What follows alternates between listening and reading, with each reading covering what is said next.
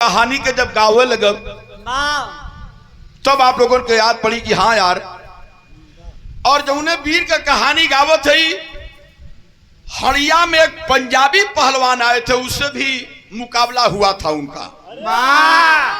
मिट्टी का मजनू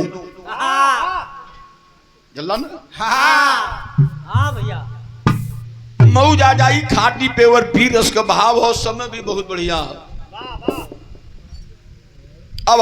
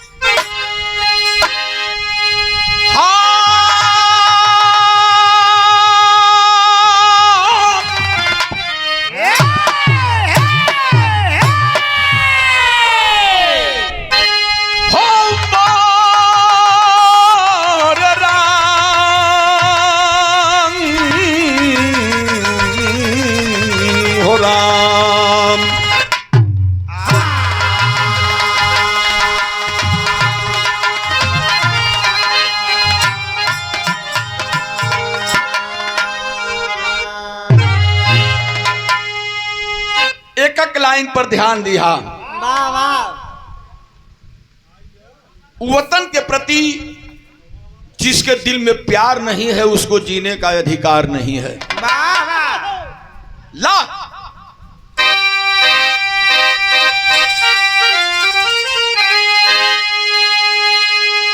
तो सारी फरोसी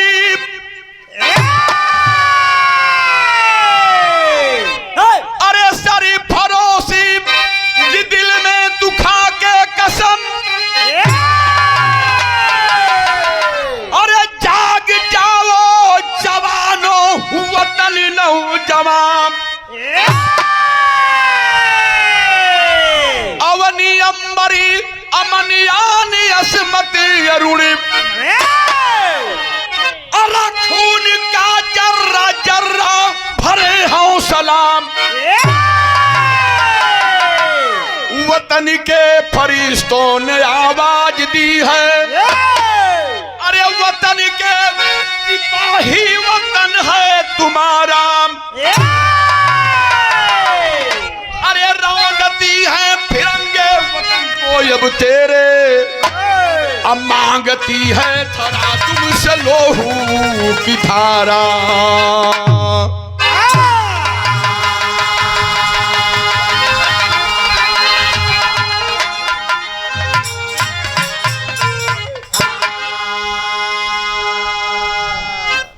ऐसने वीर का गाथा हो। बारह खलीफा, बड़ी बड़ी मोबाइल हर हाथ में हो, खाली नाम सर्च करबा तो वीर के विषय की कहानी खटखट खटखट मोबाइल में आपके सामने आ जाएगी। चला ना। अच्छा एक बात बता दें, हमारे कमलेश भैया भी कई बार मंच के माध्यम से भी बतौलन, वीर कहना आसान हो, वीर नाम ले लेना आसान हो, लेकिन वीर कहलन के ई ना कि वीर खाली वह पहलवान हो, अपने अपने क्षेत्र का वीरता का जो प्रदर्शन कर दे, जैसे बिरहा जगत में भी वीरता हो। तो एक बात याद कर लीजिए, केवल वीर रस का भाव हो, लेकिन तर्ज रामदेव गुरु वाली हो। कौन हो तर्ज?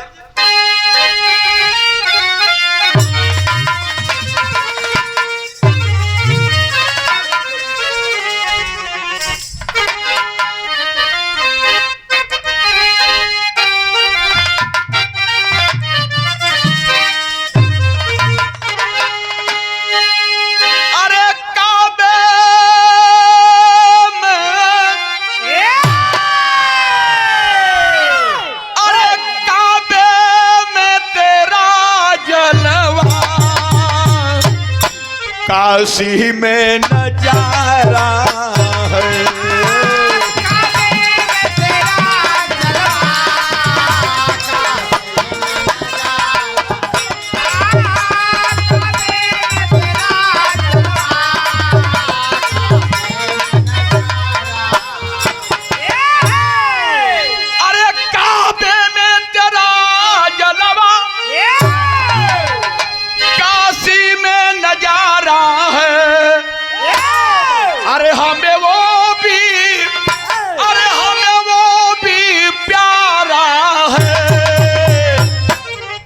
हमें ये भी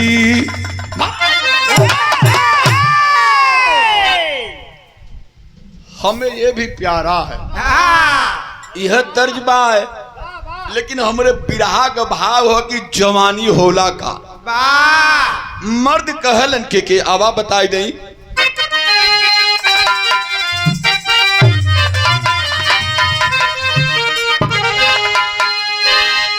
अरे इतिहास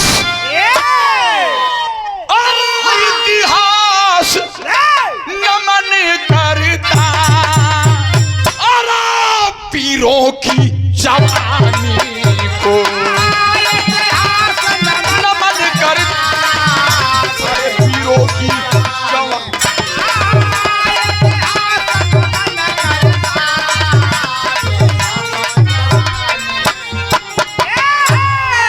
अरे इतिहास नमन करता अरे पीरों की जवानी को, लेकिन मऊत ना अरे मऊत ना अरे जा सकती अरे जाबाजी रवा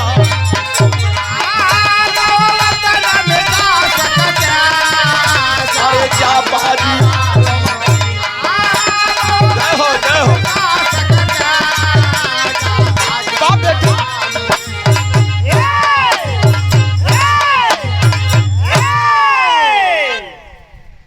मौत ना मिटा सकती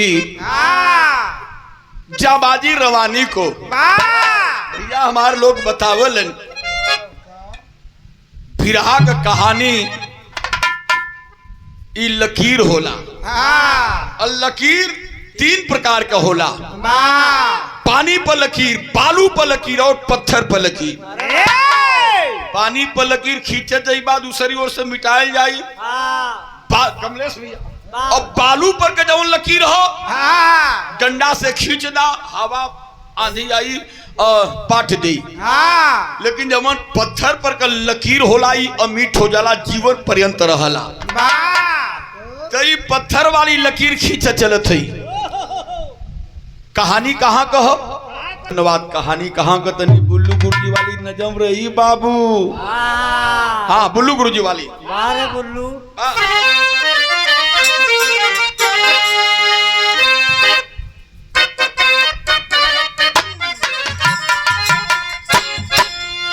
भैया वीर कौन है? निचियान पे मरने वाले को सदा मौत ललकारे। निचियान पे मरने वाले को सदा मौत ललकारे। अरे मरने से पहले उसकी है वीरता आरती उतारे।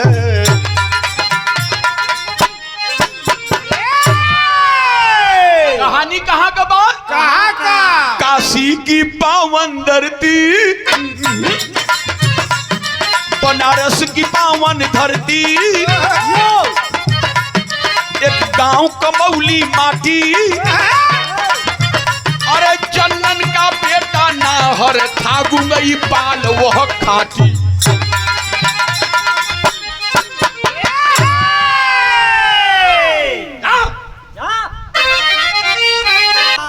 ठंडा मत करा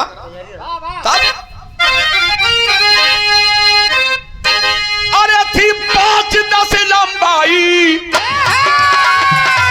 45 किसका सीना। थी 5-10 लंबाई 45 किसका सीना। 28 का मरता बिरवा 28 का मरता गिना।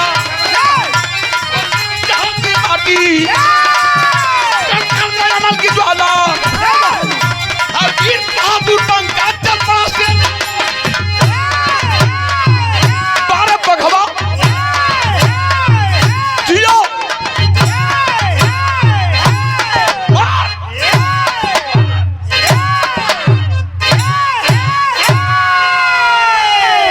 अरे 12 छुबिया। हाँ ले ले पठे 5-6 वाह 5-6 मत करा।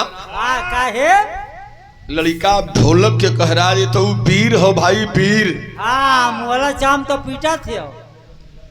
इतना दयालु बनत हुआ हाँ लगन चालू होए वाली है। एक बढ़िया लड़की के जुगाड़ कदा यहू बेचारे के बियाह हो जाए। हाँ बजावा तो हार जुगाड़ करी हमाने। ना ना तू जुगाड़ मत करा कर जुगाड़ होए वाला हो। हाँ हाँ घूमत हुआ देखा भाई। तनी बात के समझला है भैया। हमरे जे बनारस में गयल होई बनारस कैंट रेलवे स्टेशन से 12-14 किलोमीटर पूरब की दिशा में छोटा सा गांव हो कमौली। अब बड़ी नामी गांव हो। हाँ कमौली गांव के एक खासियत हो। कमौली गांव में दुई बिरादरी बड़ी ठकच के हो। वाह वाह। एक तरफ यहिरन के बस्ती हो और दूसरी ओर गलेरियन के बस्ती हो। एक तरफ बहिरान दूसरी ओर गलरान। तो हाँ हुआ भी सब वो तरीके से मोटी मोटी मुसुक चौड़ी छाती दोनों कान टूटल आज भी बढ़िया पट्ठा जवान हुआ वहां का। वाह भाई वाह। लेकिन वो जमाने में कमौली गांव का रहा वाले जन्नन पाल वाह भैया वाह। बड़ा गरीब आदमी रहना। पहले गरीबी रहता कहीं। हाँ भैया। जन्नन पाल के एक थे बेटवा सुना हो। जन्नन पाल के मालिक एक थे बेटवा देहना बुढ़ाई में 40 साल के बाद। लड़का का नाम पड़ल हो गुंगई। चला ना लड़का का नाम गुंगई रखना। गुंगई धीरे धीरे धीरे धीरे धीरे धीरे धीरे धीरे जब 10 साल का उम्र भयल तो गांव के लड़कन के साथे गुंगई गैया उया चराव जाए। एक दिन दूठे आदमी अइला कहा ए जन्नन चचा अरे तुहार लड़कवा जवन गुंगैया हो बड़ा एकरे अंदर जोर हो जेकर कलाई धैला कोई छोड़ा ना पावला। जन्नन हंसल लगना कहना ताप। दोनों आदमी कहना कि एक काम करा कि एक अखाड़े पर काहे न भेजल करता। बस यह बात जन्नन पाल के लगल। खाना खा पी करके परिवार सुतल। जब भोरहरी भयल सबेर भयल तो जन्नन पाल अपने बेटवा गुंगई के जगौलन। ए गुंगई ए बेटा गुंगई उठा। 9-10 साल का लड़का आँख मिस्त उठल कहना का बाबू कहीं जाए के हो का। कहना हाँ बेटा मुंह धोला चले के हो। जन्नन पाल धैला कलाई अपने बेटवा गुंगई पाल के लेके चल दिला। विदेशिया का बड़ा बढ़िया भाव कवि लिखले हुए लेके गईलन कहाँ भैया।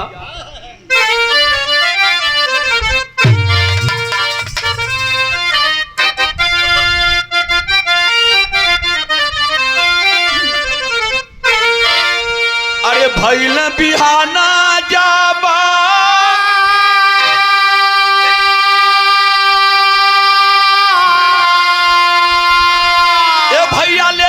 लालानावा के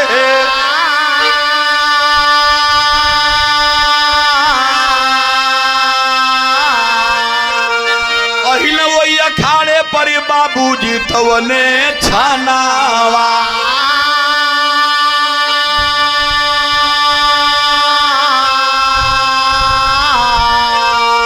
अखाड़े का उस्ताद बलिराम यादव रहल हो।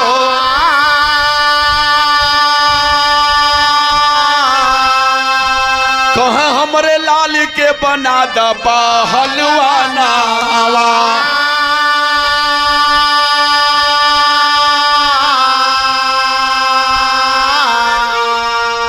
बहुत गए अखाड़े पर इतना भैया लोग जुटल हुआ। अब तो ना लेकिन पहले के जमाने में हर गाँव में एक थे दूठे अखाड़ा रहे। पहुंच गए अखाड़े पर अपने गांव के। अखाड़े पर सवेरवा का समय हो कोई लड़त हो कोई रियाज करत हो कोई डर करत हो कोई बैठक करत हो कोई गदा फेरत हो कोई डम्बल फेरत हो कोई जोड़ी घुमावत हो। जवन उस्ताद हुआ बलिराम यादव बड़ा पिनकहा आदमी रहला वाह चला ना। हाँ बलिराम यादव के सामने जाके गुंगई पाल लड़का के लेके खड़ा भइल तो उस्ताद कहल का यार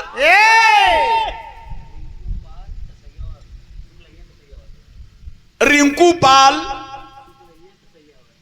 शुक्लहिया कसैया वाला से 100 रुपया रिंकू बाबू के बहुत बहुत धन्यवाद। अरे बाप रे बाप। हाँ बलिराम यादव गुरु हुआ अखाड़े पर देखना कलर ए जन्नन कल का गुरु कल सवेरे सवेरे अपने लड़कवा के घिरौले लेके आवत हुआ कहाँ जात हुआ। जन्नन पाल कल ये उस्ताद तू तो जानत हुआ कि हमरे एक है गुंगैया लड़का है। हमार मन बाय कि हमरे बेटवा के एक ठे बढ़िया पहलवान बनावा तो। अब तो पिनकहा आदमी उस्ताद बलिराम यादव बिगड़ गई ना कहना हाँ यहाँ पहलवान बनावे का मशीन खोलने है यही आवे पहलवान बना दा पहलवान बना दा पहलवान बना दा। अरे पहलवान बनना दाल भात का कवर हो का यार। अब तो जन्नन पाल के मुंह में लटक गए नीचे मुड़ी करके सोचत हुआ कहाँ का संती हम चल रही सवेरे सवेरे बिगड़ान सुन ले ली। 2 मिनट बाद बलिराम यादव अला जन्नन पाल के सर पर हाथ रखना गर्दन पर कहला का बलिराम कहलन है का हो जन्नन नाराज हो गईला का यार। कहलन गुरु नाराज तो ना भैली लेकिन बड़ा कष्ट भल कि कहाँ से हम आ गईली आपकी यहाँ आपका भी दिमाग खराब हो गल। कहलन ना तुहार मन हो अपने बेटवा के लड़ाईबा कल हाँ मन तो हमार हो लेकिन तू चाहबा तब बन कल ठीक हम चाहब तुहान वहान है कल 2 ठे गैया ताजी भी आइल है 2 ठे गभिनाइल है। ए बलिराम गुरु दूधे का रूरा ना हो दूधे का कमी ना हो तब कल जब दूध का कमी ना हो तो तू जा घरे अपने बेटवा गुंगैया के रहेदा। अब आजू से ओकर नाम लिख लेते अब ओके हम पहलवान बनाई। वही दिन से गुंगई पाल उ लड़का 10 साल के उम्र से अखाड़े में लड़े शुरू कैल बलिराम यादव के चेला बन के। लेकिन बारे मालिक भगवान के तो कुछ और मंजूर हो। 10 साल के लड़का जब लड़े शुरू कैलस तो ओकर रुतबा का हो तर्ज उस्ताद वाली हो।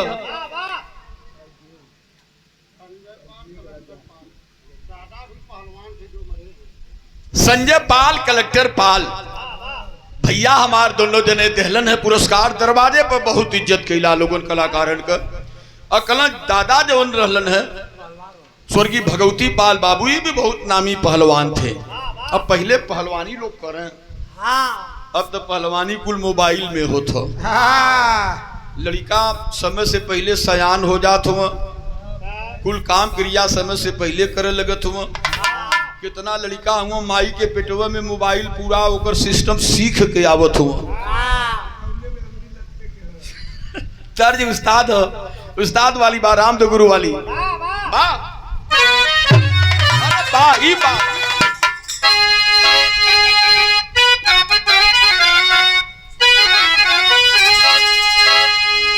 एक बात ज्योति कहलिन है अरे छोड़ गई रे रात सुतला से जरिया कांची कली के मरोड़ गई रे रात सुतला से जरिया। एक रामदेव ना गौले हुआ वाह ध्यान दो हम बड़ा हाँ हाँ समझा देते ही तो हाँ बहुत दूर तक जाए के है। खाली यही प्रतापगढ़ सुल्तानपुर अमेठी रायबरेली और प्रयागराज में तो है ना रह के है तनी सब सलाह दे दे। बिरा बहुत दूर तक दिल्ली बम्बई कलकत्ता गोवा गुजरात तक है। इतना रुपया है माँ की गिनत गिनत आदमी भी आ जाना। हाँ कमलेश भैया कच्छ भुज कुछ जिला ऐसा है सूरत गुजरात का गुजरात कि आदमी पैसा पानी के तरह लुटावल कलाकार के ऊपर। लेकिन जे गयल गवैया दूसरे से कबो बतौले से ना कहो कमलेश भैया, ऐसे जैसे गीत नाटक प्रभाव सूचना प्रसारण मंत्रालय वाला जे गयल वो बतौले से ना। लेकिन हमार तो दिल आप जानत हुआ खुला दिल, हम सबसे बताईला हमारे बाबू को थोड़ो जाता। 2-4-5 लाख रुपया लोग कमा ले, तुम जे करे नसीब में बाय तमन कमाई। ए भैया एके भरत शर्मा गौले रहलन सन 92 में, सन 1992 में 93 में भरत भैया गौले रहलन टी सीरीज कंपनी से लक्ष्मी स्टूडियो में गौले रहलन कांची कली के अरे मरोड़ गईल रे रात सुतला से जरिया के छोड़ गईल रे। खैर इ त तर्ज उनकर रहल, लेकिन रामदेव गुरु एक थे तर्ज गौले रहलन। कौन तर्ज रहल? कहा अरे झूलनिया के गुजवा, अरे झूलनिया के गुजवा टूटल ये राजा जवनिया में गोड़िया। एक थे मेहरारू का आदमी साधु बन गई साधु, लेकिन खाली वस्त्र से साधु रहना, मन से साधु ना रहना। एक दिन राती के हाल चाल ले वो बदे दुल्हन के यहाँ पहुंचल, काहो बड़ी लाहुर बाउर हो, न आँखी में काजर है, न माथे पर बिंदिया है, न ओठे पर लिपस्टिक है, न मुहे पर बोरो सापट है। वह दुल्हनिया कहत रहल अरे काहे के बनला, अरे काहे के बनला पुजारी राजा हमार कजरा के निहारी हो राजा।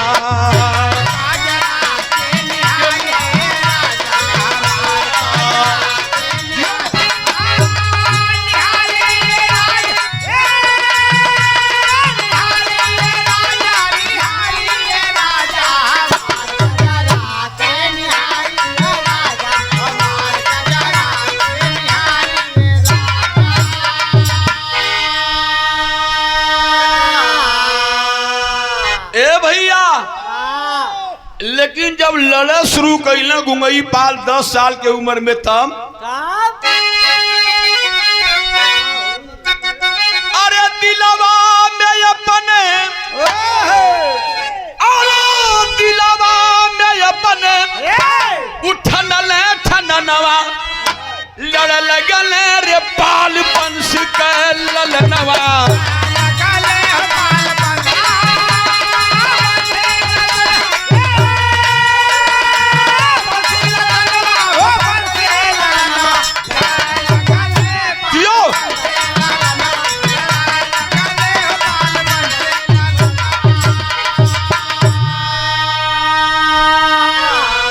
सजोड़ कुश्ती लड़े रोज जाई, फिर भी कोई नहीं जोरबा था कहाई।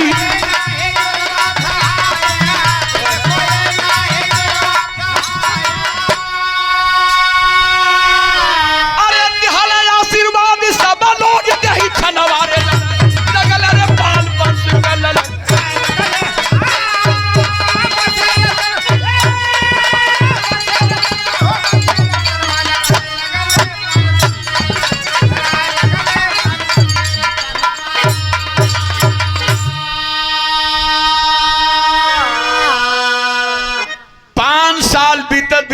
बिरहा सुनने वाले भैया 5 साल बीतत मतलब 15-16 साल का उम्र होते होते गुंगई का पूरे बनारस में चर्चा हो गल।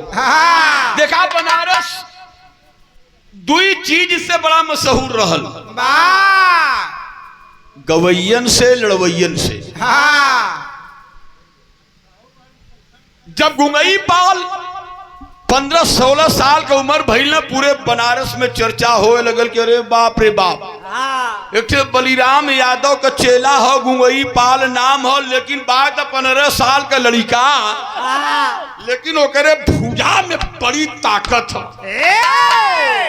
कहीं दंगल हो तो गुरु लोग अपने चेलन से कहें हाँ सबसे लड़िया, हाँ लेकिन गुंगैया से बचिहा, गुंगैया से मत लड़िहा। हाँ ओकरे ऊपर मालूम पड़ेला कि साक्षात हनुमान के सवारी हो जाला जब लड़े लगला तो लोग बच के रह लगलन। धीरे धीरे धीरे धीरे गुंगई का चर्चा इलाहाबाद, कौशाम्बी, प्रतापगढ़, सुल्तानपुर, चंदौली, भदोही, मिर्जापुर, गोरखपुर, देवरिया, महाराजगंज, कुशीनगर, पलरौना में होए लगल। चारों दिशाओं में गुंगई पहलवान की चर्चा होने लगी है। एक दिन एक ठे घटना घट गयल भैया, वही बलिराम यादव के अखाड़े पर। घटना का घटल कलेजा हिल जाई सुने में बाबू। का घटना घटल आवा। हमरे कलेक्टर भैया के भाई हुआ रिंकू पाल, पिंटू पाल, और सबसे छोटा भाई हुआ शिवम पाल। देवराज बाबूजी के 4 लड़का, तो ये 100 रुपया पुरस्कार रहता है। लड़के रुक 10 मिनट भैया लोगन के बहुत बहुत धन्यवाद, ईश्वर बना के रखे, सभी के प्रणाम बा। एक दिन घटना घटल बलिराम यादव के अखाड़े पर। घटना का घटल तनी दाल लाल।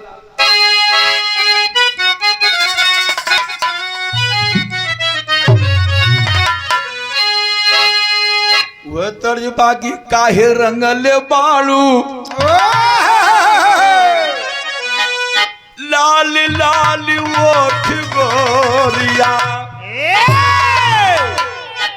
एक दिन बलिराम यादव के अखाड़े पर लड़का कुश्ती लड़ना, और कुश्ती लड़ले के बाद आपन आपन जंघिया निगोटा उठौना चल गए अपने अपने घरे खाए पिए आराम करे बदे। और जब गुंगई चल के भइल तब बलिराम यादव कलाई धैले हन।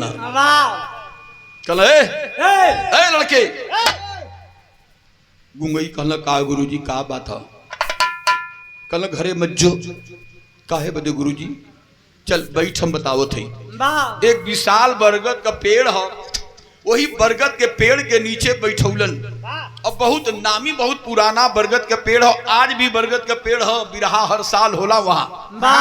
पिछली बार हमारे एक थे यही इलाहाबाद का कौन लड़की है भाई, बिरहा रहल ता ए भैया कहला वही बरगद के पेड़ के नीचे बैठौला। 8 बज गए, 9 बज गए, 10 बज गए, 11 बज गए। अब तो भूख प्यास के मारे 15 साल के लड़का एक तो लड़ले भिड़ले हो, थकायल हो, परेशान हो गए। हाथ जोड़ के कलेश की गुरुजी का बात है। 3 घंटा से बैठौले हुआ, कोनो काम हो तो बतावा, कमवा कह के चल जाई। बड़ी जोर से प्यास लगल, भूखो लगल है। बलिराम जब गुंगई का चेहरा देखल तो कलैया धय के खींच के अपने छतिया से लगाए के लगना पुका फोड़ के रोए, लगना रोए। 15 साल का लड़का गुंगैया घबरा गल। का बात हो गुरुजी, यहाँ कोई ना, खाली हम ही आप ही। आपके आंख में कबो आंसू ना दिखली, आज बहुत रोवत हुआ। का बात हो गुरुजी।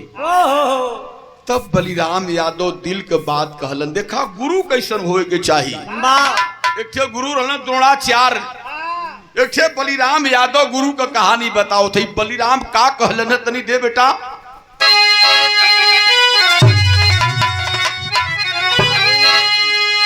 कहा रे हवा होई नाम,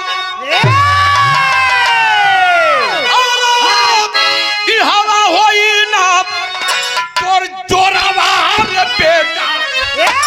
कहीं हवा होई नाम तोर जोरावा रे बेटा। नामी पंडा के अखाड़ा रे बेटा, अरे अखाड़ा रे बेटा।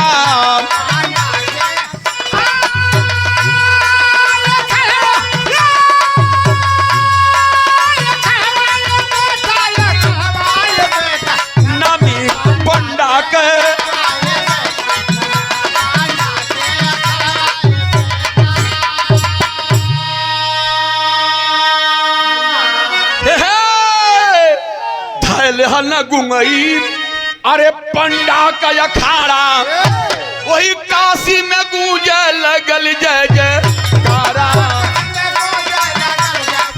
जय जयकारा।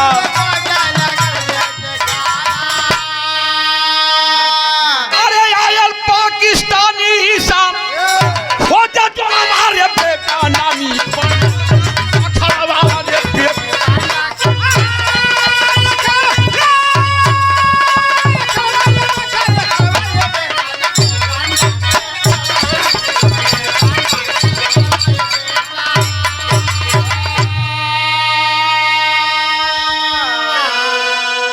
बलिराम कहना है बेटा गुंगई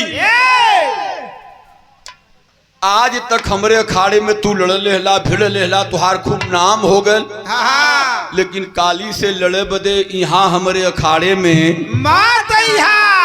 मत आया।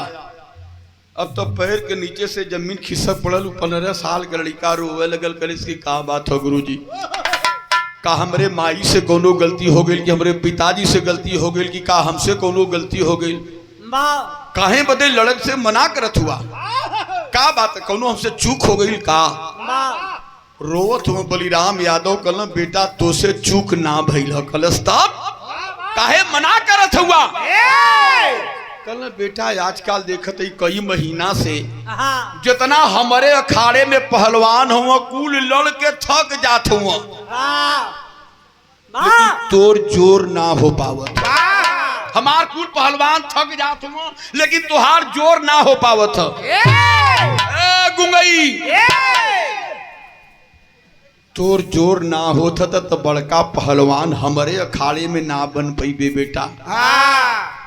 तब कहना तब गुरुजी काम करे कोई कहना बेटा काली से चल जा राजघाट पड़ाव पर राजघाट पंडा गुरु के खाड़े में लड़े बदे गुंगई कहना कहो गुरु तो ही कहला कि पंडा गुरु राजघाट वाला तुहार पुरान दुश्मन हुआ तो वहां तो बहुत बड़ा बड़ा पहलवान आवलन हम भेजत हुआ दुश्मन के अखाड़े में हम कोनो बरियार पहलवान से लड़ा के कमरिया तोड़वा दी कल ना बेटा ना एक इतना मट्टी अपने अखाड़े के देहलन है एक गमछा के टोके में गठिया के बलिराम यादव कल की यह ले जा के सवेरे पंडा गुरु के दे दिया। बिरहा तो बहुत सुनला आप लोगन के लेकिन याद कला ऐसा कहानी बड़ी कम मिलला जब कहानी सच्ची हो बगल का हो और यूट्यूब चैनल पर चलत हो।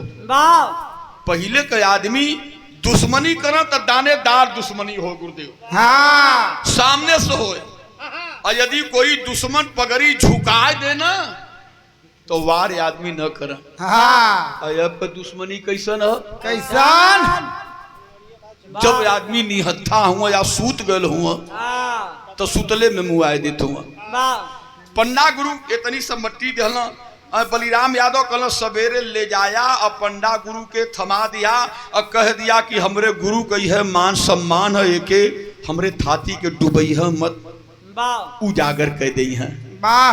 सवेर भैल भैया रोज अपने अखाड़े पर जात रहना लड़े बदे अपने गांव के अखाड़े पर आज पंडा गुरु के अखाड़े में जब वह मिट्टी गुंगई पाल ऐसे ही गुरु बलिराम यादव का देवल लेके चलना है पंडा गुरु के अखाड़े पर पहुंचलन कुछ दूरिये हुआ बैठल हुआ बड़ा भकुआयल हुआ गुंगई 15 साल के लड़का पहली बार दूसरे के अखाड़े पर गयल हो लड़े बदे का कह तब लेके लड़का पहुंचल पंडा गुरु से कले से गुरु अरे बलिराम के चेलवा गुंगैया आयल है बड़ा उदास बैठल है कल कहाँ रे कल देखा हुआ बैठल है बगीचा में कल पंडा गुरु की का बात हवार तनी बुलावो के तब एक लड़का कल से गुंगई चल पंडा गुरु बोलौल गई पंडा गुरु के सामने पैर पकड़ के खड़ा हो गई पंडा गुरु कल करे गुंगई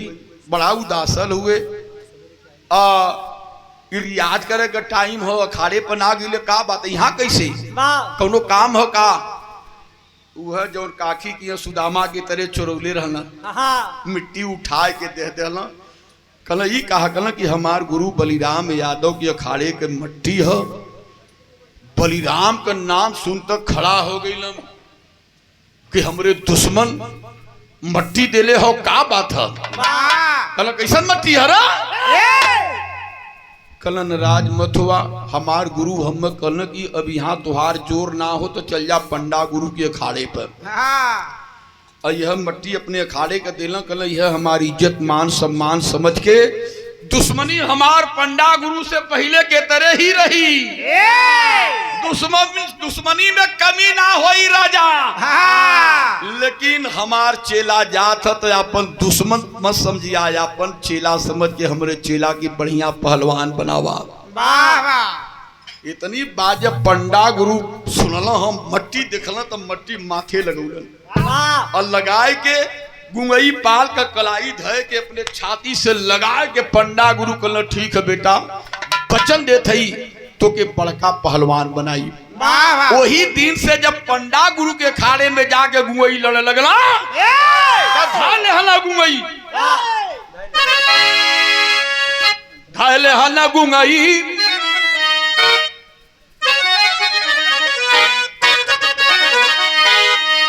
अरे धाले हला गुंगई, अरे पंडा अरे काशी में गूंजे लगल जय जयकारा।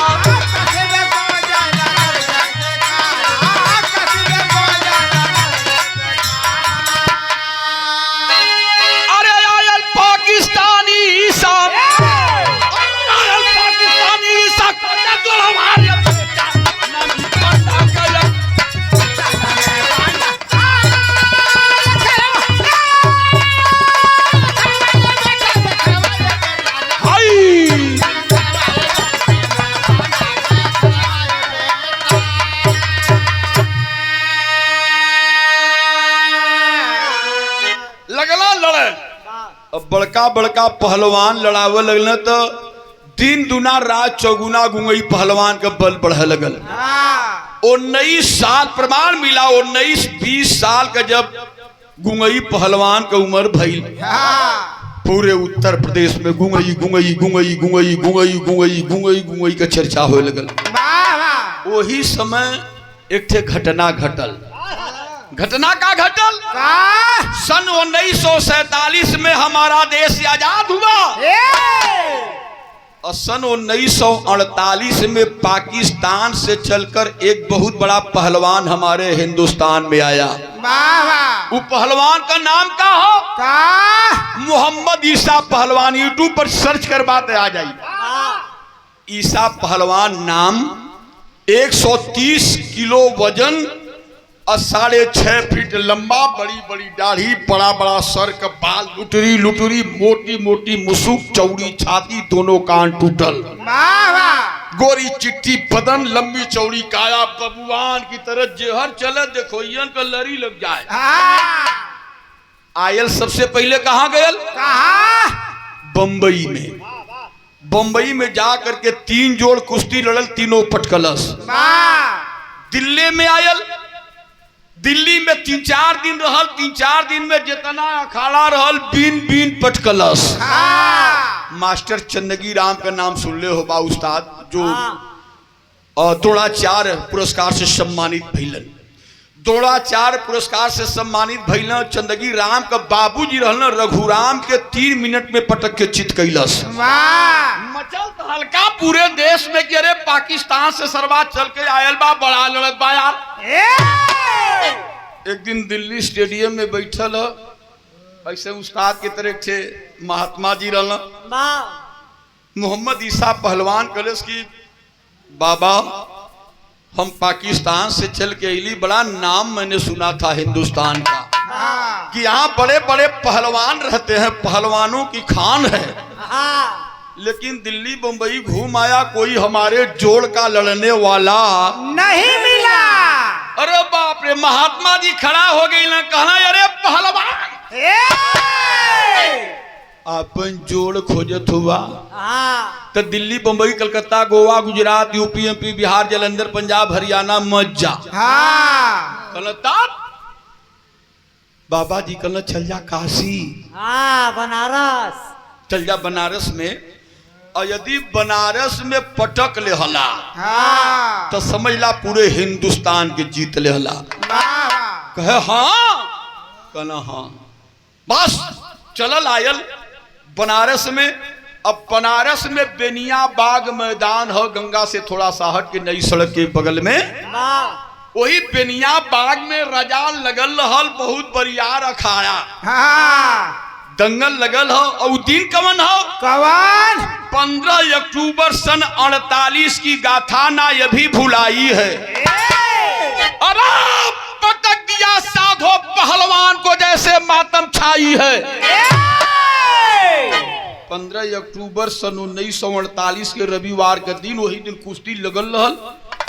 पहुंचल मंच पर तो समय माई कोई तो रहल नहीं, लोग इतनी जनसंख्या आबादी भी ना रहल। उस्ताद आयल अखाड़े पर चढ़ गल पाकिस्तानिया। कलिस की मेरे साथियों, मेरा नाम मोहम्मद ईसा पहलवान, मैं पाकिस्तान से चलकर आया हूँ। बंबई गया, नागपुर गया, दिल्ली गया, हमारे जोड़ का कोई मिला नहीं। एक महात्मा जी ने कहा है और उनके कहे अनुसार मैं इसी बनारस में आया हूँ। हमारी इच्छा है यदि कोई भाई हमसे लड़ना चाहे तो मैं लड़ने के लिए तैयार हूँ। अच्छा, बनरसिया कम बुद्धिमान थोड़ो रहल नहीं हो, बनरसियन के हवा ओकर मिल चुकल रहल कि अक्षय आयल है। बल्कि ऐसे लड़ी के तब बनारस के एक बहुत नामी पहलवान रहल, साधो पहलवान।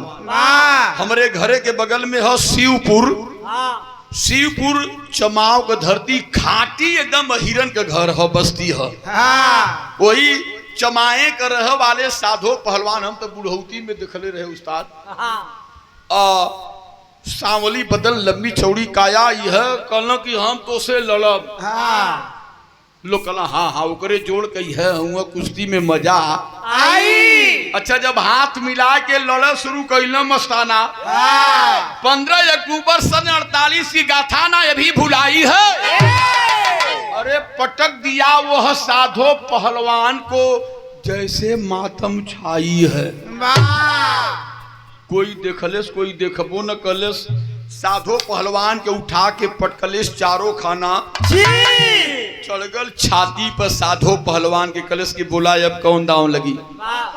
साधो पहलवान अपन हथेली से मुंह छिपा के लगना पुक्का फोड़ के रोवे। आज इतना बनरसिया पहलवान रहना कल तो पानी लूट ले सार। अच्छा, ये तना ना न पटकले के बाद उछल गए और उछल करके पूरे बनारस ही नहीं पूरे हिंदुस्तान को चैलेंज कर दिया।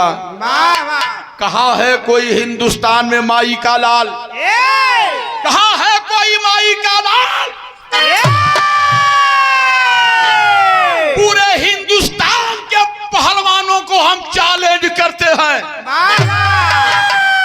कोई भी पहलवान हमसे लड़ना चाहे तो लड़ सकता है, चैलेंज करता हूँ, चुनौती दे रहा हूँ।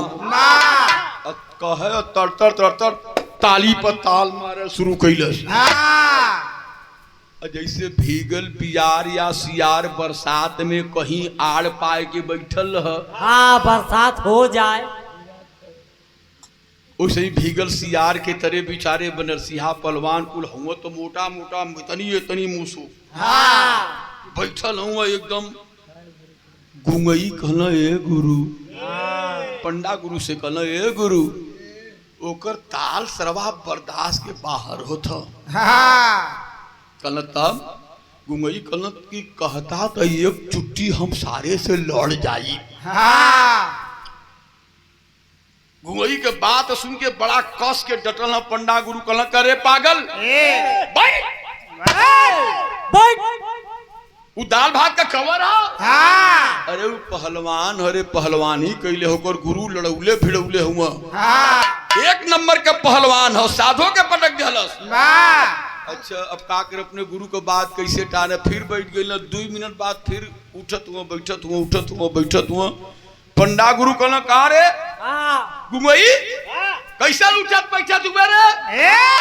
कलेस की ये गुरु बर्दाश्त के बाहर हो तो सरवा उकर आवाज समझ ला गोली से ज्यादा घाव करत हो, हम लड़ा दा।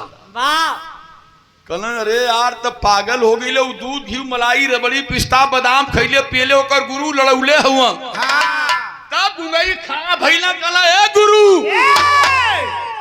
अच्छा ये बतावा उ सरवा पाकिस्तान से आयल हो हिंदुस्तान के ललकारत ह ओकर माई दूध पियौले हो तो हमार माई पानी ना पियौले हो ओकर गुरु लड़ौले हुआ तो तोहू तो हमार गुरु हुआ तोहू तो हम लड़ौले हुआ काहे रोकत हुआ लड़दा लड़बा न करी कि घरे उठा ले जाई पंडा गुरु कहल तो लड़बे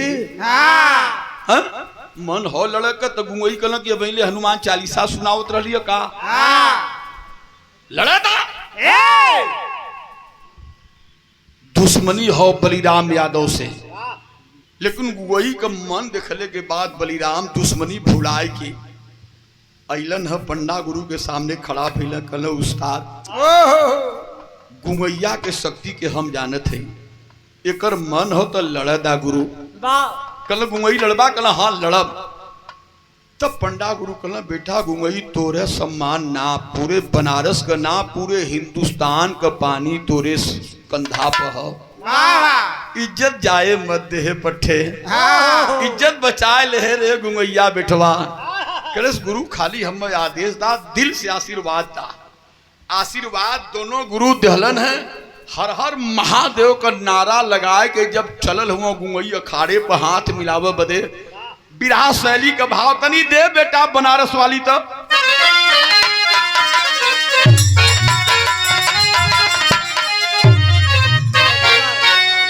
के अरे पघेला जनन लाला केसरी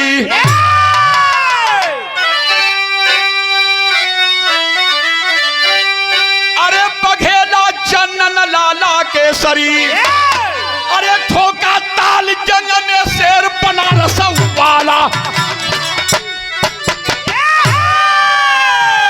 अरे ठोका ताल जंग में शेर बनारस वाला वाला केसरी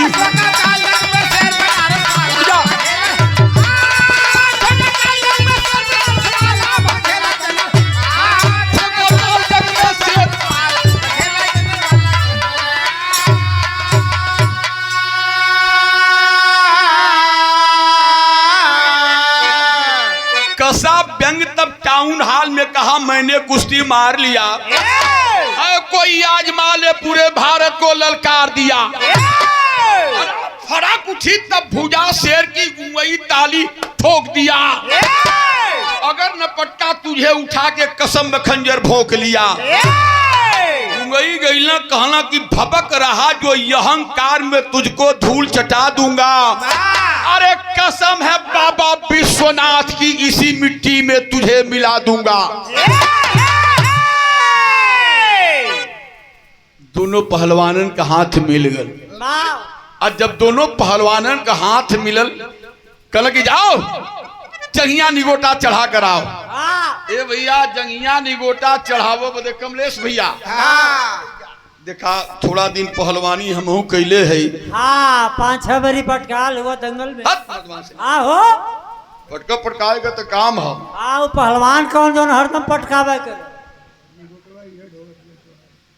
संग हमारा लिया निगोटवा हमारी हेड होत रहना हम हर जगह पटकते रही जाके फोटो खींचत रहना ए भैया थोड़ा दिन पहलवानी हमहू कैली बहुत बड़का पहलवान हम ना रहली हाँ जवन रह तवन रहल अरे बाप रे बाप कलश के जाओ जंगिया निगोटा चढ़ा कर आओ अइला अपन अधिक पहले कपड़ा रहल कुर्ता कुर्ता निकलल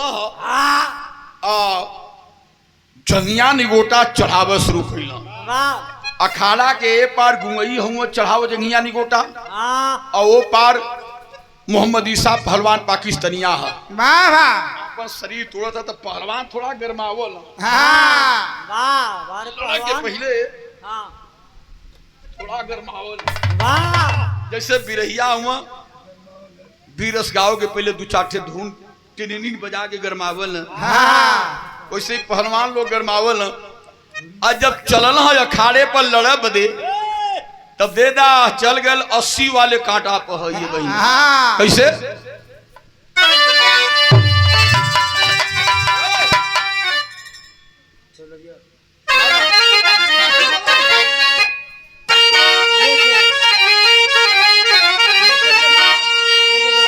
अरे लेके जज्बात चलल,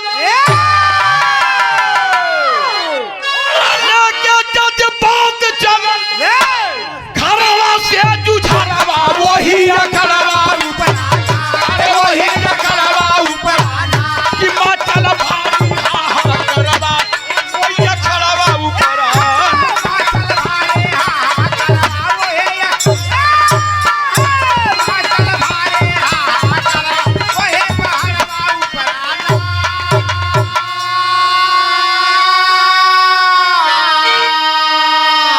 कुश्ती शुरू होए के पहले बैठे काशी बासी, सबके दिल में हैरानी, बैठे काशी बासी सबके दिल में परेशानी, होई का ना मालूम भगवान रखी हो पानी।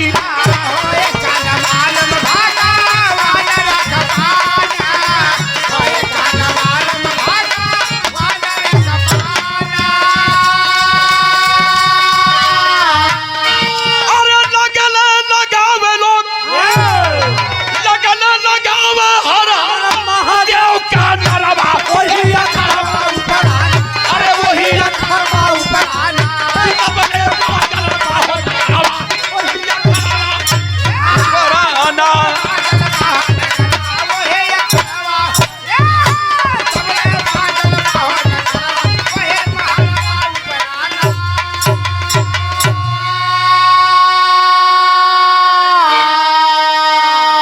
जब दोनों पहलवान आमने सामने भैलन भैया, चेतना बनरसिया रहना, गुरु गोसैया के सुमिरत हो पानी न जाए पावे, खाली बनारस ना पूरे हिंदुस्तान का सम्मान हो। नहीं सरवा आज पटक दे गुई के पाकिस्तान में कल जाके पानी पी के चिल्ला के कही कि हमरे जोड़ के कोई ना मिलन, मालिक पानी बचाए लिहा। और जब गईला भैया हाथ से हाथ रेफरी मिला दिहलस, देखा ये असली अब 90 के काटा फार वाली होए वाली बात आ गई। हाँ पेवर वीर रसभाव चौलरिया का भाव है। देखा वही हम बताओ रहली है, बिरहा के हम 4 भाग में बटले हैं। वाह वाह, हाँ कहाँ कहाँ उस्ताद, बिरहा के हम 4 भाग में बटले हला, बीरस के बिरहा इस समय बताई न। और ज्योति यदि 2 भाग खाली हमार तो बात मान जेबू तो 2 भाग में यदि हो जेबू तो 4 में गा लेबू। और 4 का मतलब कि 10-5 साल ना, कम से कम 25-30 साल एकदम रौद के बिरहा तो गावे के हो। एकदम रौद के। कुछ गवैया बहुत नामी भैलन, खाली इलाहाबाद गोस्वामी प्रतापगढ़ सुल्तानपुर तक रह गईलन। लेकिन इतना बिरहा ना है। बिरहा अब तब हम 10-15 साल से जाने शुरू कैली कि बिरहा कहाँ कहाँ तक है, जल्ला ना। तो एक थोड़ा पकड़े बदे दिल दिमाग मिजाज चाहिए, और यहाँ एकदम पूरा खाली रख के, पूरा एकदम जैसे कुछ है ना है। हाँ खाली रख के एक बाद हमार बात जे सुन ले, हला बहुत गवैया सुनल लेकिन अमल ना कर पौना। चूंकि बिरहा कलाकारन का सबसे बड़ी थाती है होकर चरित्र, होकर व्यवहार। अल्लाह बनारस में तो अल्लाह इलाहाबादों में कुछ गवैया बड़ा घमंडी हो गए। बड़ा सलाह देला कि जवन मेढक हुआ ये कुआं का मेढक काली कुआं में 2-4 साल 5 साल 25-50 के कार्यक्रम गाय के बाही मोड़े लगना। बिरहा बहुत अच्छी चीज है। दू ठे रखत हुआ दा दा भैया दा। हमरे बड़का भैया ननके भैया स्वर्गीय पिताजी का सबसे छोटा बेटा हुआ ता तर्ज हुआ ले लाओ अब तक गरम हो जहां ला।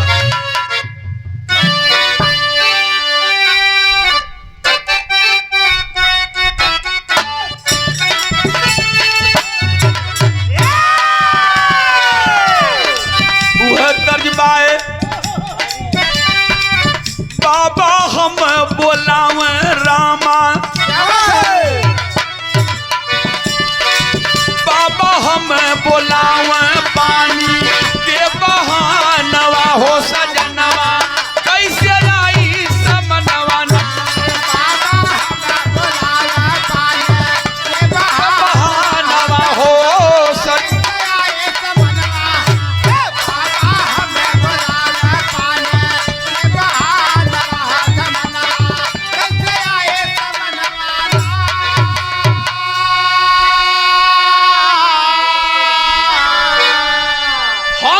लड़ल हिला जब पहलवान उतरल अखाड़े में जंघिया निगोटा चढ़ाई के आँखी में खून उतर जाला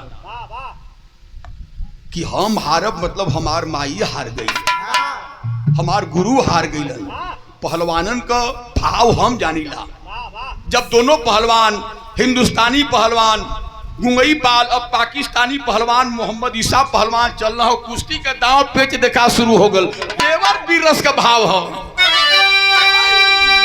क्या यारे कस के कमर सजा के चालल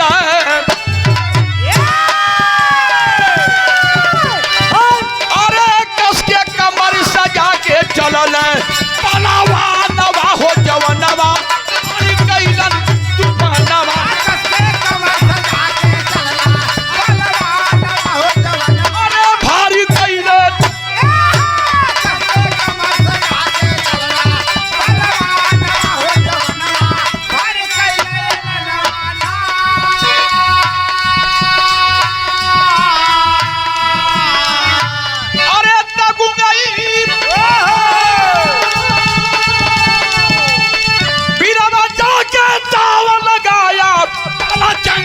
जंगा नचाया काला जंगा पे जंगा नचाया काला जंगा पे जंगा नचाया कैसा लगा घुमावे बघवा कैसा लगा घुमावे नाहर काला दाना हो जब हरी कैलन तूफानवा हो लगा घुमावे नाहर काला दाना हो जब अरे भारी कैलन तूफानवा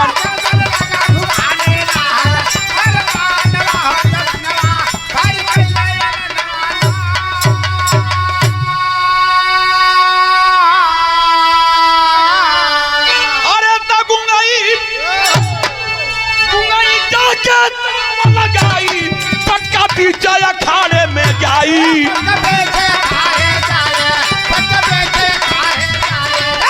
ताली बजे हो लागल ताली बजे हो लागल हो जाओ भारी कैलन तूफानवा ना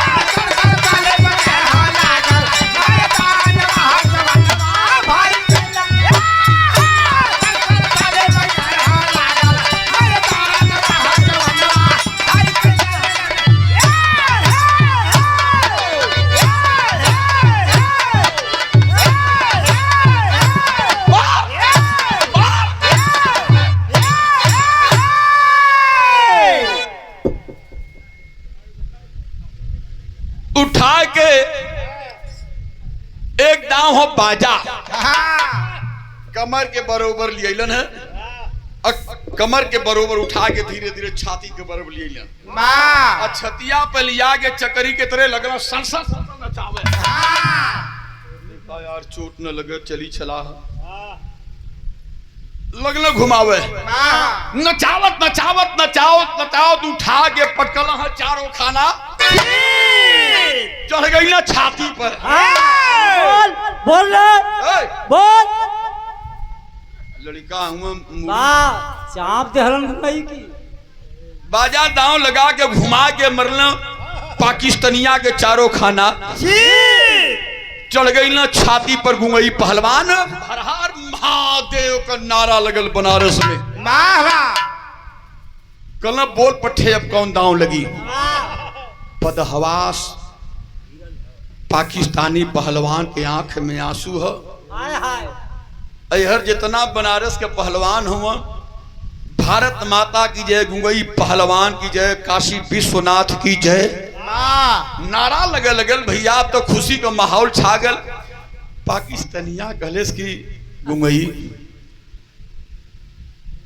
तूने मुझे पटक दिया ये सत्य है, लेकिन मैं कोई मामूली पहलवान नहीं हूं बेटा। वाह वाह। आज जिस मोहम्मद ईसा पहलवान को तू पटका है, छाती पर सवार हो गया, ओहो मैं कोई मामूली छोटा मोटा पहलवान नहीं हूं बेटा गुंगई।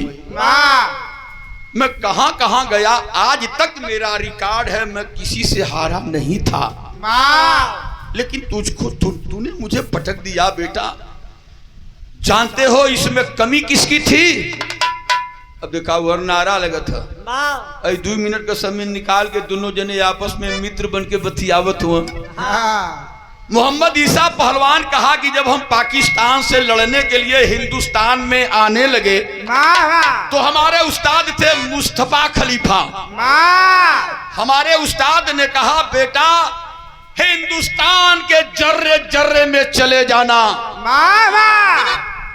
लेकिन बनारस में भूल करके तू नहीं जाना। वाह। यदि कभी बनारस में जाने अनजाने में चला भी गया हाँ। तो बनारस में जा करके अहंकार मत करना बेटा।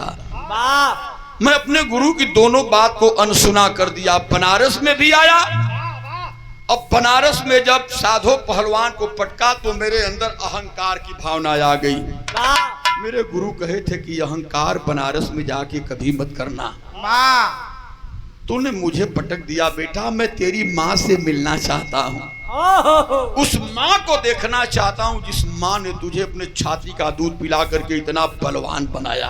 वाह। अरे हर पंडा गुरु पहुंचल कंधे पर उठा लेना गुंगई के, वाह कल का बतियावत हुए ऐसे हे। चल कहला का गुरु तनी दे बेटा।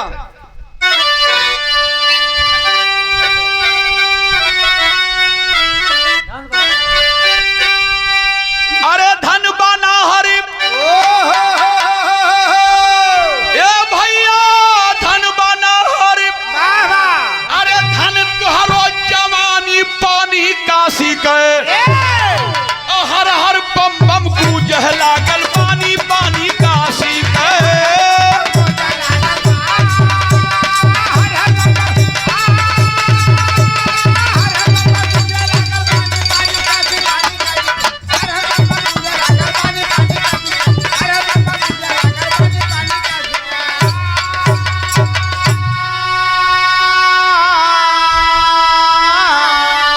अरे खुशी के मारे पंडा गुरु कांधे पर उठाए हो, लेके बाबा विश्वनाथ के दरवाजे पर आए हो। अरे झुके चरण में, अरे झुके चरण में गुरु चेला खंडानी पानी काशी कर, अब तो के पूजब जीवन भर शिवदानी पानी काशी कर।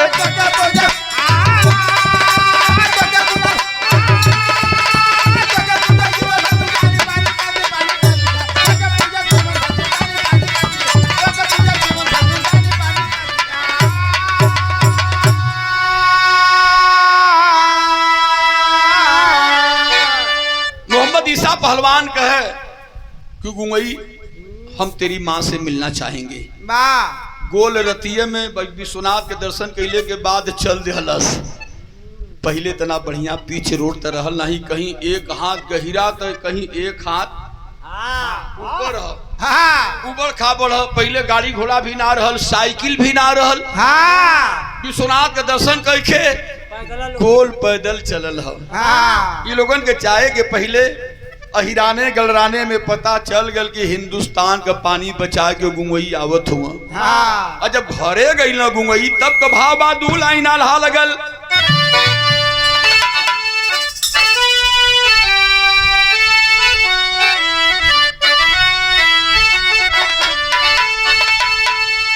अरे नहीं जान कोई जग में ए मस्ताना विधाना की गतिया बाबा आए हैं लेखनी पतोहरे नया जलधार।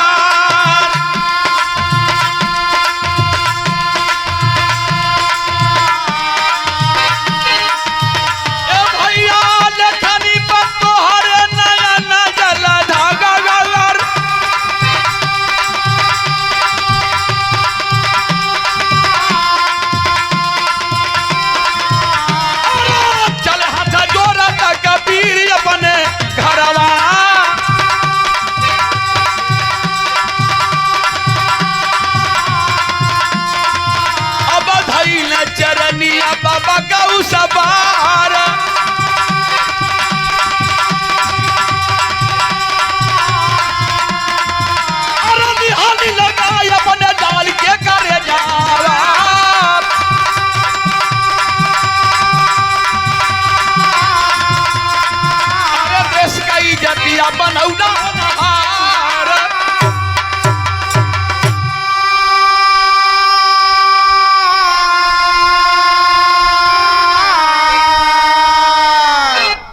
पहलवान घरे अइलन।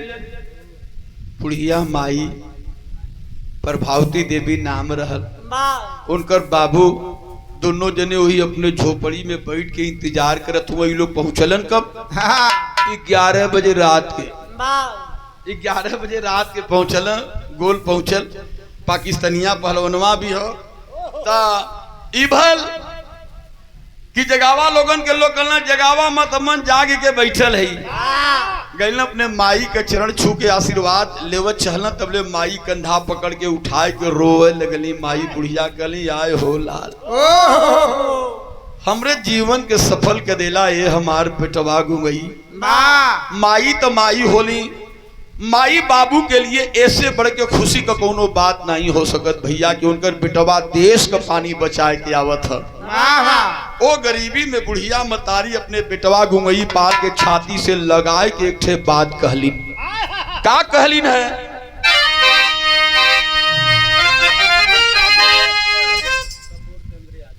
भैया हमरे कपूर चंद्र यादव शानदार 100 रुपया भैया के आशीर्वाद से इनके प्रणाम। बाबा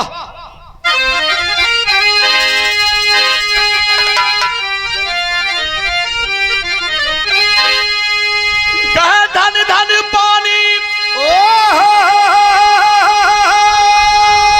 ए बेटा धन धन पानी यही देश का बचावला बीरवा। अरे जीवन भर का यारा मानवा पूरौला हीरवा।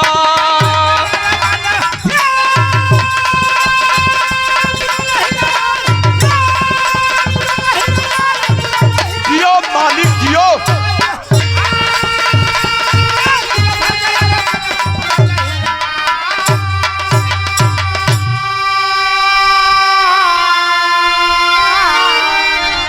भैया कायम राजघाट के आज अखाड़ा ना भुलाई। जबल रही चाँद नाम गुंगई का गवाई।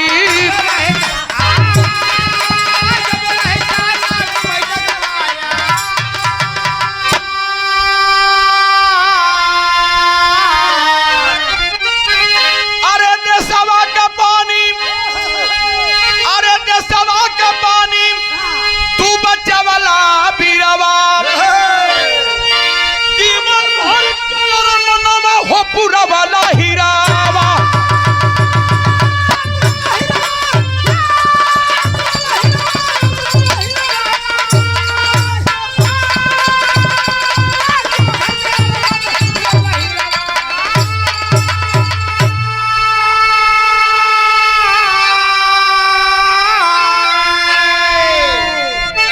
आज भी गुंगई पहलवान की गाथा हिंदुस्तान के स्वर्ण अक्षरों में अंकित हो गया है। जब तक सूरज चांद रहेगा गुंगई पहलवान का नाम रहेगा। दुश्मन को पटक करके छाती पर सवार होकर के हमारे हिंदुस्तान की आन बान शान पानी बचाने वाले गुंगई पहलवान किए रही अमर गाथा अमर कहानी। और इससे बहुत कुछ हमारे नौजवानों को सीखने को भी मिलता है। आज भी गुंगई पहलवान का नाम बड़े आदर के साथ रामदेव गुरु ए बिरहा के गावत रहलन। खैर हमारा अखाड़ा दूसर उनका दूसर है। रामदेव गुरु बहुत मानत रहलन गुंगई पहलवान के। कहना हो कभी के गुरु बिहारी गुरपत्तू जी अमरलोक के बासी अमरद केशव के दारू जी बसे नगरिया। अरे काशी